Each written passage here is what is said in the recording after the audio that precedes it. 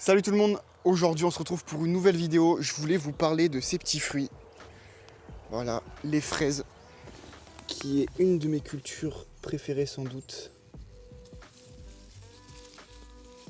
Voilà, on peut voir qu'on en a des super belles déjà. Allez hop, pour la route. Déjà il faut savoir que chez les fraises, il y a deux familles. Vous avez les remontants et les non remontants. Pour vous faire gros, les remontants en fait ils vont fructifier plusieurs fois dans l'année, donc un peu tout au long de la saison. Tandis que les non remontants ils vont faire qu'une seule grosse période de fructification et après c'est fini. Donc les non remontants généralement on les utilise plus pour faire des confitures ou si on a des grosses salades de fraises à préparer, on va prendre du non remontant. Et voilà, si on veut des récoltes plus étalées sur la saison, on va partir sur du remontant. Après c'est bien de mélanger les deux puisque comme ça vous optimisez au max vos récoltes entre guillemets. Je pense que c'est même bien de mélanger les deux. Nous je sais qu'on a pris que du remontant, donc c'est-à-dire c'est que des pieds de fraises qui fructifient tout au long de la saison. Mais c'est vrai qu'on aurait peut-être pu prendre une remontante et une non remontante pour pouvoir optimiser au maximum nos récoltes de fraises. Ce qui est intéressant aussi dans les fraises, c'est que en fait ça fait ce qu'on appelle des rejets que vous pouvez récupérer pour multiplier vos récoltes au fur et à mesure des années. En fait ça ressemble un petit peu à ça. Donc vous voyez c'est une tige qui vient directement du pied mère et en gros ça va venir se planter dans le sol et ça va venir nous sortir donc ce qu'on appelle un rejet ou un stolon. En gros ça va repousser des feuilles, ce sera comme un deuxième petit pied. Donc ça vous pouvez très bien les récupérer, faut pas les jeter, donc vous les récupérez, vous les repiquez et c'est grâce à ça en fait que vous allez multiplier vos récoltes et vos pieds avec les années, sachant qu'un pied de fraise, ça dure à peu près 3 ou 4 ans. Donc voilà, avec cette technique, vous pouvez renouveler votre fraiserie gratuitement, on va dire, entre guillemets, tous les 4 ou 5 ans. Avec les stolons, attention, essayez de prendre le premier ou les deux premiers. Après, les suivants seront un peu moins forts. Moi, perso, j'ai pas fait attention à ça. À chaque fois que j'ai pris des rejets, que j'ai planté d'ailleurs dans la fraiserie que j'ai derrière, petite fraiserie, et ils sont tous très très bien repartis alors qu'il y en avait c'était 3 ou 4. Donc moi je pense pas que ça pose de problème. Les fraises c'est une culture qui adore avoir une bonne terre riche et aussi beaucoup d'eau. C'est forcément la fraise c'est quasiment que de l'eau. Donc ça a besoin de beaucoup d'eau, surtout si vous êtes dans des régions comme nous, le sud-ouest ou le sud tout court, avec des très gros étés, avec de grosses chaleurs et de grosses canicules. C'est important de très bien les arroser. La terre riche aussi, vous pouvez prendre du fumier, de l'engrais organique, du compost. Vous pouvez mettre toutes sortes d'engrais que vous pouvez trouver pour enrichir la terre. Nous perso là sur ces cultures là on a mis de la terre végétale. On a bien fait les choses. Donc voilà c'est de la super bonne terre. On a aussi paillé. Ça fait 2 ans qu'on paille, donc ça s'est un petit peu décomposé là cet hiver. Attention néanmoins à l'humidité, il ne faut pas trop pousser la chose non plus. Si vous vivez dans une région un peu moins caniculaire on va dire que le sud ou le sud-ouest, si vous êtes dans le nord par exemple, ça peut très vite pourrir les fraises. Donc ça, faut faire attention quand même, faut jauger. Il faut absolument pailler au sol. Ça évitera aussi la pousse des herbes indésirables, c'est hyper important.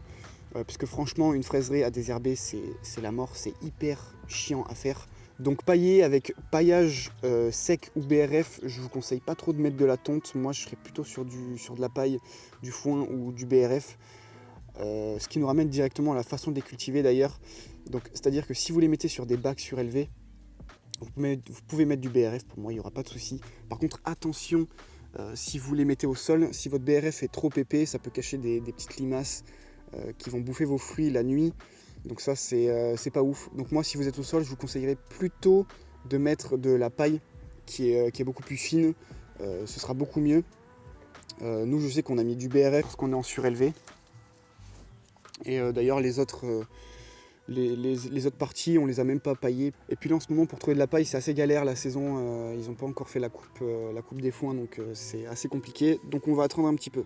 En parlant de limaces, donc du coup on en vient aux animaux, aux rongeurs, aux nuisibles. Moi je vous conseille de soit faire une fraiserie très dense, soit de mettre un filet comme ça pour éviter qu'on vous bouffe tous et surtout les oiseaux en fait. Donc en fait si vous faites une fraiserie très dense, ce qui va se passer c'est qu'on ne verra pas les fruits, on verra que les feuilles, ce qui fait que les nuisibles ils viendront pas bouffer vos fruits. Si vous n'avez pas ça, si comme nous par exemple sur le côté En fait, on voit les fruits. Je vous conseille de mettre un filet. Déjà, vous ferez moins chier et là, vous êtes sûr de protéger vos cultures. Pour la route, elles sont ultra sucrées. C'est incroyable. Voilà, donc soit vous faites une fraiserie très dense avec beaucoup de feuilles et du coup, vu de dessus, on ne verra pas vos fraises. Par contre, voilà, il faut toujours faire attention au sol, aux limaces. Tout ça, vous pouvez mettre des granulés. Vous pouvez mettre des petits pièges à limaces, ça n'empêche rien. Mais au moins vu du dessus, les oiseaux ne verront pas vos fruits. Voilà, donc là, vous pouvez voir qu'on a encore énormément de fruits. Il y a une semaine, on a eu une très grosse récolte. On a récolté 2 ou 3 kilos en l'espace de 3 jours, je crois. Et là, on a encore beaucoup de fruits. Beaucoup de fruits super bons. Tac.